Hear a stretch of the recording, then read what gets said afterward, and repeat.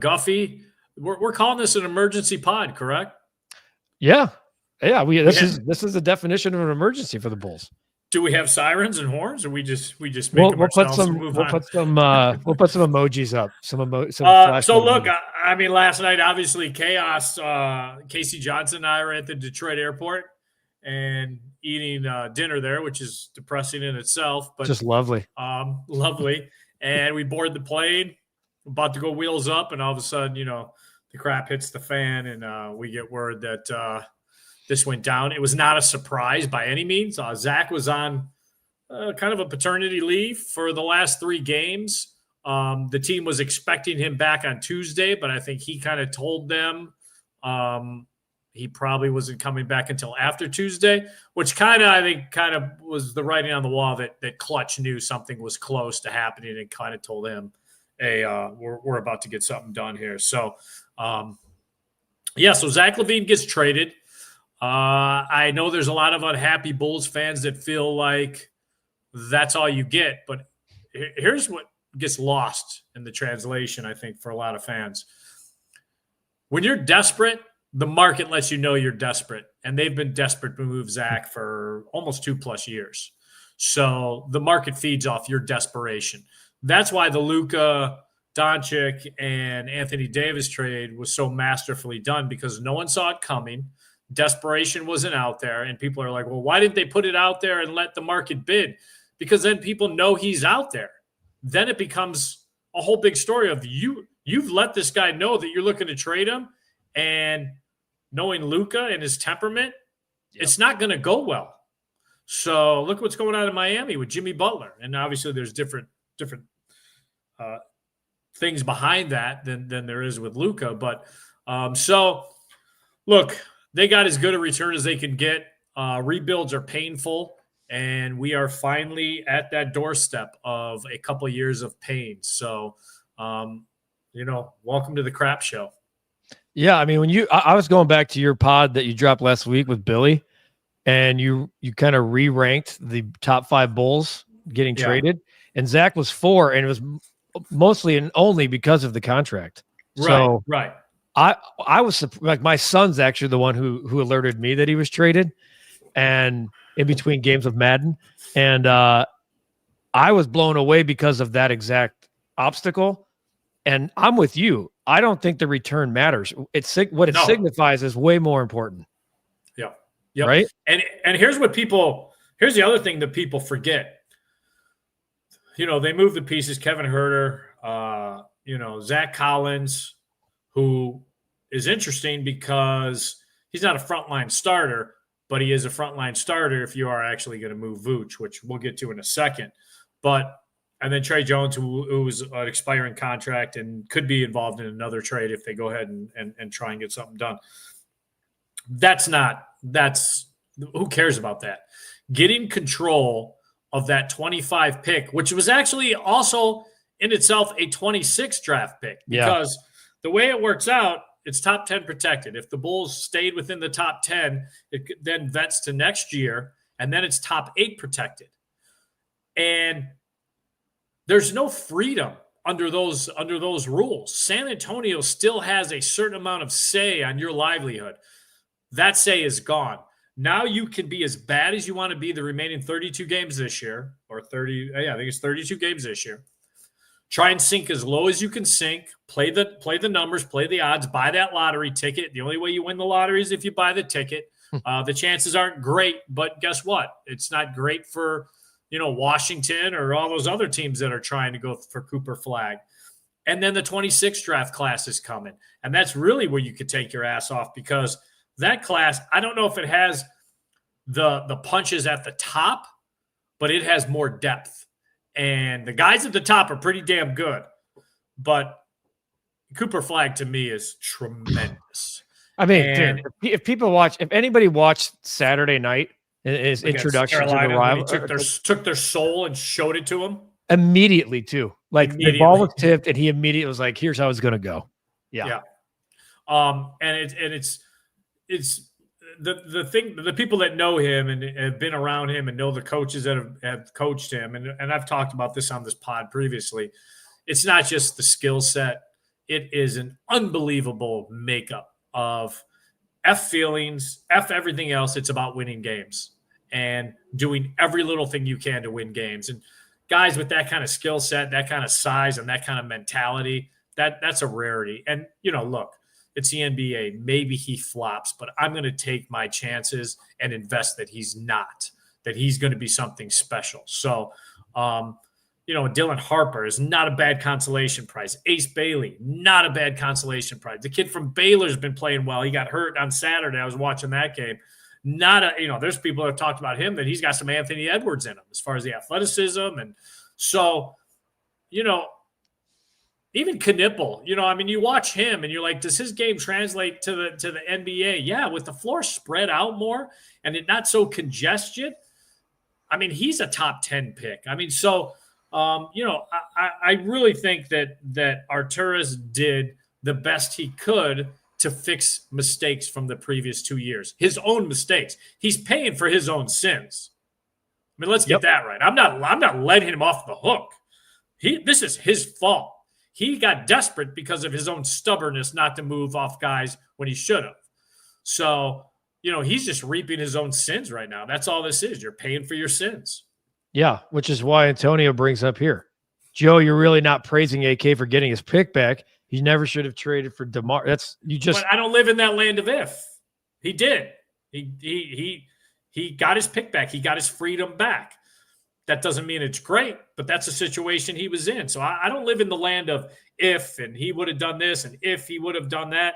That boat's passed. He's made many, many, many, many mistakes. We've gone over those. You could go back to, just recently, Patrick Williams, not letting him go to market and letting him have those years without the market even bidding on you and saying, hey, what am I worth? I got to keep checking my phone because there's stuff going down. There's stuff going down. Yeah, that would be a true emergency podcast if it happened on the podcast.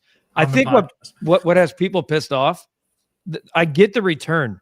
This is just, to me, 2 years of bitterness because of everyone. You obviously, from you guys on down, all the way down to fans, they knew you can't keep running this back. You can't keep running this back. And yet time and time again, they ran it back. And now finally, if there should be any happiness here from Bulls fans, it's the pain that follows. It's at least they identified the plan, which they never did before. They kept trying to tell you that play-in or 500 seasons were good enough. This is a players' league. We know that. These guys were a bunch of they weren't stars. They were never going to win a championship. They couldn't even win a division championship. And now, like you said, it's going to be painful, but at least it's the right idea. Right.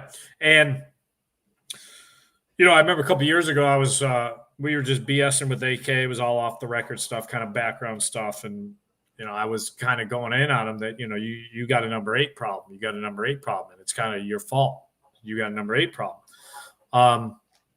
With Zach. And it wasn't just Zach. It was the contract, obviously, that he put himself in. And so, he made a comment like, well, you guys are always blow it up, but that doesn't ensure anything. Look at Detroit, look at Houston. Now, that was a couple of years ago. Now look at Detroit, look at Houston. That if you are not the Lakers or Miami, where you're a destination place for guys, the only way to do this is to A, the draft, or B, once you have pieces like Detroit has, then you try and acquire a guy who's a superstar that could fit with your young talent that has multi-years on his contract. Because he's not going to go to Detroit as a free agent. You have to bring him in with multiple years, which they tried doing last year with Zach before Zach and his representation opted for surgery. Detroit was a team that was being talked about. It never got real serious, but it got serious enough that it was being talked about and got leaked. So, that's the situation they put him in. And I will say this. I compared Zach to Bradley Beal as far as the history of the league because, and this was why I had a problem with maxing Zach in the first place, there was never, ever in the history of the league a one-dimensional 2 guard that was maxed and it worked out for a team. Never, ever, ever, ever. So when people fought back on me, right when they maxed him, the year before they maxed him, I was fighting it. People were like, I'm an idiot. I don't understand the finances of the NBA. No, but I understand this. Much like the NFL, if you overpay a quarterback and he cannot cover up your mistakes because you now have holes that you can't fill. If you overpay a 2-guard and you have to supplement, he's the highest paid guy on your roster, and you have to supplement a defensive-minded point guard, a defensive-minded wing to cover up that 2 guards, and he's not going to be that two-way player, you are automatically up against it. And how do I know that? Because I have the history of the NBA that showed me that. And so I will say where Zach and Beal are different was this year when Zach came in with a completely different attitude. And we've talked about this, whether it was fatherhood, whether it was just an understanding of, I'm not going to worry about being a businessman. I'm not going to worry about the whole clutch thing. I'm just going to go out and have fun and play basketball again. And I'm actually going to try taking on more responsibility by being a willing defender against the team's best backcourt player, which Zach never would have done. He didn't have to because they had Caruso and they had Lonzo. When Lonzo was healthy, they had guys that kind of could do that for him. So for him to take that on, which Bill would never do, shows me a lot about his growth, his maturity, as not only as a player, as a man.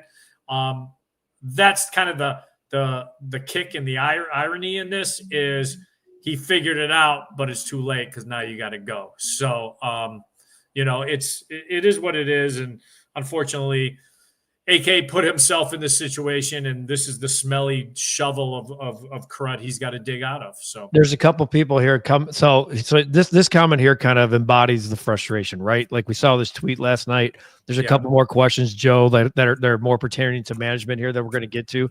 But like the Bulls getting no first rounders for DeMar, Caruso, and Zach, absolute incompetence. Like that's the spotlight people are casting on this whole stuff. But if you look at it in a vacuum, then you get pissed off. But if you take it individually, what happened? Look, I am not letting AK off scot-free.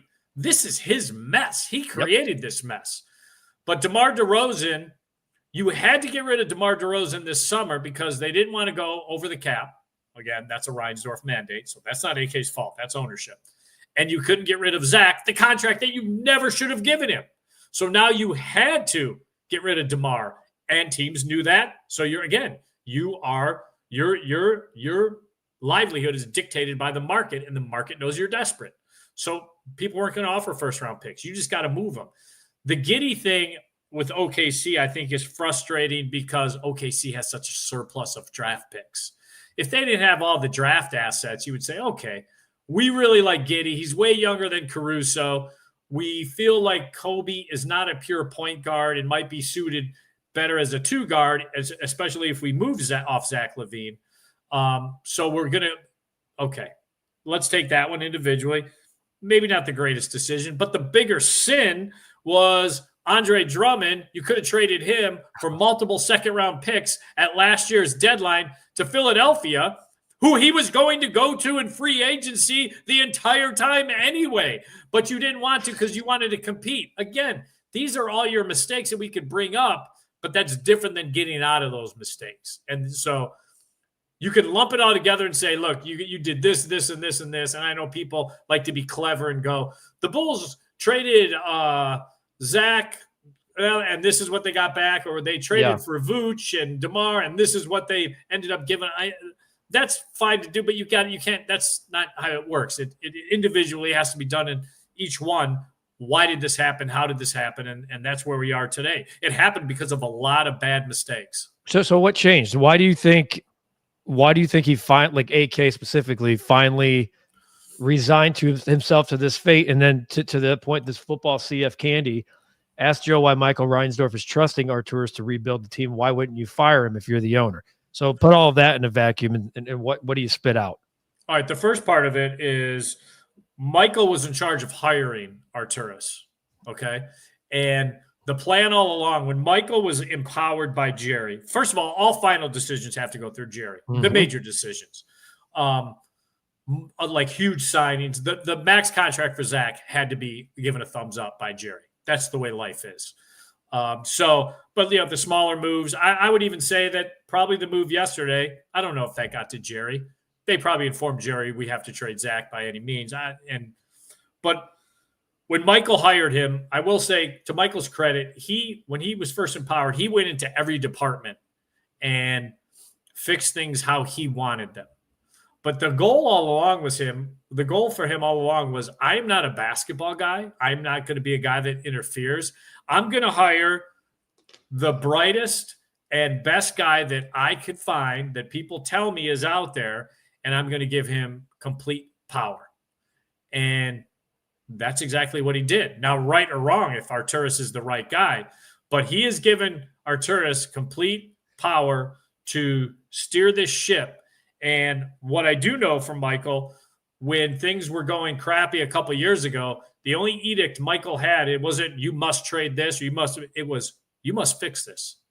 I don't care how long it takes, you must fix it. I hired you to get us back to being competitive and for us to be a perennial playoff team instead of what is that though? What's perennial playoff team? Is that a 5 through 8? Is it a 1 through 4? No, I think 1 through 4. I think the goal has been 1 through 4. I think Michael knows enough about the brand and has traveled enough around the world to know that it is a worldwide brand.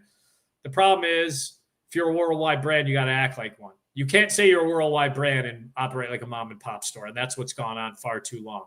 So Michael felt like he put the right guy in place in Arturas. And look, there's a lot of people around the league that thought that was a great hire. So it isn't like the Reinsdorfs found some gem and overpaid that gem. And it's really, no, this was a guy on the rise. So I think Michael thinks, okay, if you're a guy on the rise and I believed in you and a lot of people in the league believed in you, fix this. And so he's going to be allowed to fix it. Now, how many fixes does he get? How many chances at it does he get? I mean, this technically is going to be his second go at it. Arguably, it should have happened at least last year at the latest, but that's always going to be debatable. So, I think that's kind of where we are right now. Is he's been told fix it, and he's got to fix it, and we'll see if he can. So Zach's gone. The trade deadline's Thursday. Yeah. I have a two-part question here. What did the Doncic trade do to the entire market other than shock the shit out of everyone? And did that kickstart, at that point, are there teams out there going, we're desperate. Luka got traded. Let's get these deals done. Zach's gone, etc. Let's stick to the Bulls. Did the Luka trade send ripple effect all as far as AK's phone? And how many more players do you expect to go before Thursday? Yeah, no, that the Luka AD is its own island, its own entity. Because there was no one that look. From what I've been told and what other people have been told, Dallas had an understanding that Luka was going to be coy about signing the Supermax. And now people are like, well, how can he leave $100 million on the table? If Luka can sign and be in a better place mentally for $100 million less, but be in a spot he wants to be in, Dallas couldn't gamble on that. So I think, I think the out of shape 270 pounds was a little overblown. But I will say he is not a guy that was showing up in conditioning throughout his rehab. That's known. That's been known for a while about him. He's one of those guys that thinks practice and playing will get him in shape, not the extra work. And he's got to figure that out real quick, that's not how you go through life. You get away with it from your 18s to your 26s and 27s, and he's 25. So he can get away with coming to camp and looking like, he needs Ozempic and then working his way through it and getting ready for the season that way. It's kind of how they used to do it old school anyway. But Dallas had to ask itself, we have a guy that's not committing to us fully, and we have a guy that is also decided that conditioning is secondary to him. So how are we going to handle that? And what they came up with is get the best piece possible to win now instead of kicking the can down the road. So I'm not beating up Dallas as much as so many other people are. Luka's got a lot to prove by going to LA and being the face of that franchise. Now, 4 years from now, it could look great. They give him the money. Maybe LeBron's moved on. You know exactly what you could build around him because he's been paid, and you find the right pieces for him. But it's not going to be an easy fix with LA either. So, but it had nothing to do with Fox LaVine had nothing. That was its own holy crap. Now, the message I think it did send throughout the league that affects all the teams, including the Bulls, is organizations are now starting to take power back. That it's not going to be the players that dictate this. It's not going to be what's going on in Miami, which is a hostage situation. And I think what you're hearing, and from the Bulls, and you're hearing this from other teams and other players, this apron, now that it's actually reality, is a kick in the ass that people did not realize how strict it's going to be.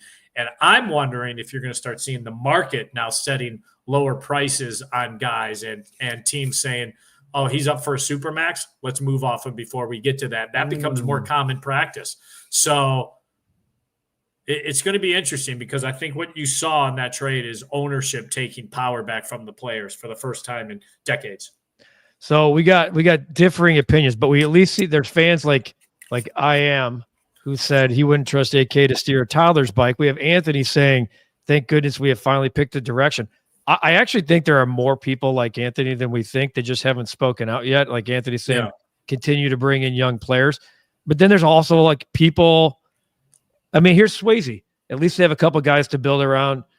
They're young guys. They have the pick back now. They have to draft. So there are people, but the question is, do we trust that this is the right front office? But right. And it's not done. To your point, it's not done. So, so who's gone? Who's next? I know for a fact, and obviously we talked to him yesterday when that airplane landed, Vucevic was letting teammates know that he's probably next.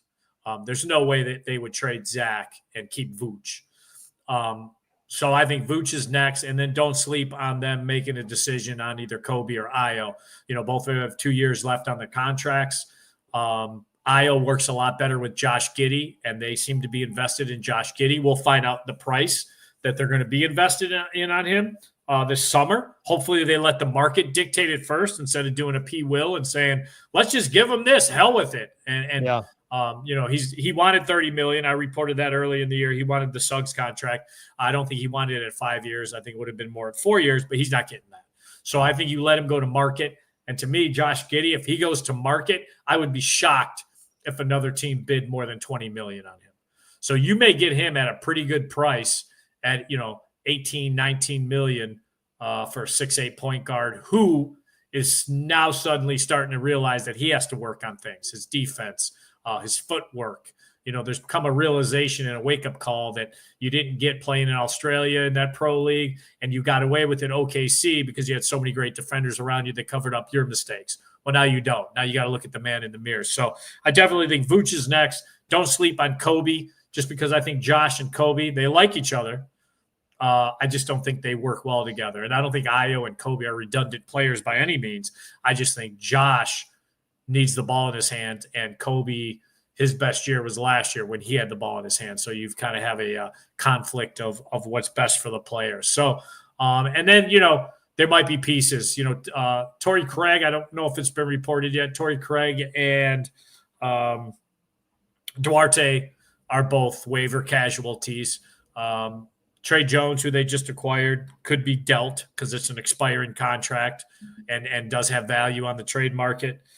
So that's kind of where we stand. But what's that? Lonzo. Oh, yeah, Lonzo. Yeah, Lonzo's another sneaky one that I think could go. I mean, if AK does this right by Thursday, they would have shed themselves of Zach, Vooch, Lonzo, and then decide if they want to go ahead and also remove Kobe from the picture now or make him part of a package with one of those guys, or go ahead and keep him and then kick that can down the road to this offseason once they find out how much they have to pay for Giddey. They do that. That is a huge win. People might not see it that way because of the names, but if you would have told me 2 or 3 months ago that all 4 of those guys could be gone, or 3 of the 4, and 2 would be, I mean, the fact that Lonzo has proved himself to be even in this trade conversation is remarkable in itself. Hey, where does Billy stand on all this? After all is said and done, and like all of these guys are shipped out, and it's a full rebuild mode from the bottom up, where's Billy at in the whole equation? Does he want to be a part of that? I think people take the comments and the departure from Oklahoma City that he left a mutual decision to leave because he didn't want to be part of a rebuild. there's one. Let's finish the whole sentence. He didn't want to be part of a rebuild where he had no say in the recipe. So they go to Billy a lot with stuff. Hey, this is what's going to happen. What do you think about it? How do you feel about that? And that empowers him. I can coach that guy. Yes, I can. Yeah, let's do that. Yeah, let's. So he sees the big picture. So it's not about he didn't want to be part of a rebuild. He didn't want to be part of a rebuild where he's just supposed to coach and shut up. He wanted to be part of a rebuild where there's communication. He's told, what do you think about this? Because Billy, as the podcast last week, Billy's IQ, basketball IQ, and also his circle of people. He still has his hands with talking to college coaches. He still has his hands in a lot of stuff. And the nice thing is Billy could kind of focus on the NBA team. And at the end of the year, they put all the film together. Hey, we like this guy from this school, this school, this school. Do you have a relationship with that coach? Can you call him and talk to him and see and Billy does that. He'll call, whether it's Coach Calipari or a coach, whatever coach. And he's got a relationship with a lot of coaches. What do you think about this kid? What's this kid like under fire? Blah, blah, blah. So that was stuff he did not have empowered in his hands in OKC. That's the big difference. All right, so let's assume the Bulls don't get Cooper Flagg because it's two completely different conversations if they were to win the lottery, right? So that we're just going to table that. They don't. They finish in the lottery. They bottom out. They get a good pick. What's this thing look like in 2 or 3 years? Like, can the Bulls be a free agent destination ever again? And what kind of rebuild and patience are we talking here for Bulls fans? It depends how these young guys develop. That will dictate free agency. And if guys are like, yeah, I want to play with him, I want to play with him. But that's more in a fan's head. They think that. Like, why would you not want to play with so-and-so? Why would you – guys, I'm telling you right now, as shitty as it sounds, the way the NBA works, there's a lot of what's the income tax in that city? Yep. How bad will I get taxed? What's the weather like? And if it's a younger guy – what's the weather like so that I could go out and, talk to girls and have that whole thing. It's pretty simple. So you would have to get the right young guy where, people watch Wemby and they're like, I want to play with Wemby. It's not because I can't wait to go to San Antonio. I can't wait to go to the Riverwalk. That's and walk around with white trash. That's not what people or players are saying. I can't wait to go and play with Pop and drink wine. No, that's not what people are saying. I want to play with Wemby. That's a dude. I want to play with that dude. So they have to get that dude first, and then that opens up a different avenues. If they get just pieces that aren't foundational, then it's tough. Then you got to try trading for a vet, or you got to keep swinging and try getting that dude. And so now if they get Cooper Flagg and he is what I think he is, or say they get Dylan Harper and then that frees up some other things that they may do. Maybe they move off of Giddey or they, whatever. And Dylan Harper is what he's looked to be at Rutgers this year, or Ace Bailey. He's had a couple monster games. But right now, you just want to try collecting as many young pieces as possible. And, we're going to get to see Modest now because the minutes are going to go way up. They were supposed to go way up after the trade deadline, but because Zach went on the paternity leave, that sped up the process. And then it helped that P. Will got bumped to the second unit. So that just, hey, let's try Modest and P. Will together and see if we could put these two forwards together and make something work. And obviously Julian Phillips has been the casualty of that, but Julian Phillips is what he is. So that crossover Modest had on Podol in the Toronto game, there's not, I don't care what anybody says. You watch NBA games, there's not a lot of 6'10" guys that cross over a big guy, but not just cross him over. There's a difference in crossovers. That thing was tight. That was boom, boom. That was tight to the body and go. And you forget how big he is and his length. And so there's something there. I'm not saying he's a superstar. Yeah, but he kind of can be a star. He can be a star. He kind of has that zero you-know-what attitude about him. Oh, yeah. Which I love. If P. Will had his mentality, P. Jesus. Will would be 20-12 every night. No, Modest is just, he don't give a shit who it is, who you are, your status, your resume. He's going to do what he does. last one, the last big one I have for you is you talked about Michael saying, fix this, right? Like you got to change this. You got to fix it. So now that it's started forever, or for the first time in forever, that they truly are giving a direction here to fans, to the NBA, etc. How committed now will ownership be to this plan, other than, hey, let's make sure we're top 5 in attendance, top 5 in apparel, because that's been talked about for the last 15 or 20 years. What will we see now from ownership to say, we got your back in this situation? Or will they? I think they're just going to let them go until it's time to make a big decision. So just go ahead and think. I mean, the thing about the Bulls, say the next couple of years are bad. Like, it's not going to get Wizards bad, because the Wizards are – you talk about a team that understands tanking. I mean, they play all their young guys against tough teams because they know they're going to get their ass beat. And then against the teams that aren't so good, they sit a couple guys with injuries to make sure they don't pass those teams. I mean, it's been masterful tanking. And they're going to do that next year too. We were told, Casey Johnson and I were told by someone in the organization, this is a 2-year rip job. And the Bulls should take that same mentality. Ownership should just stay out of the way. Here's the difference. The Wizards, you see it in the seats that they're tanking. The Bulls and Chicago, if there's a city that you can build and people will still show, and it's not the White Sox, and I still think, looking back to that first rip job the White Sox did, 4 or 5 years ago, whenever it was, I mean, people were so invested in the minor leaguers and how these guys were doing. The beat writers were going to cover these guys as they were coming up. So there's still an interest. It's just different. It's just not in the seats. The United Center will still sell tickets. They'll still sell merchandise. The sheep will still come. And that's the glorious thing that AKs had to wrap, that AKs had to understand, is if you want a city that you can get away with this in, a major market, it's Chicago. Couple things that have actually happened for you. The Bulls just made the trade official. There you go. Oh, they waived Torrey Craig and Chris Duarte. They're gone to make space for the 3 guys that are coming in. KC followed it up with, there's a optimism for Lonzo trade that would bring back draft capital. Yeah.